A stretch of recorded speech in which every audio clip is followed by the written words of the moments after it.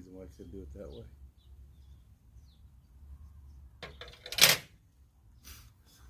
Yeah, make sure the side that you take off is the opposite side of this wire, because if I take it off on this side, I can't get the tube on. Because I'm going to have to deal with the other way.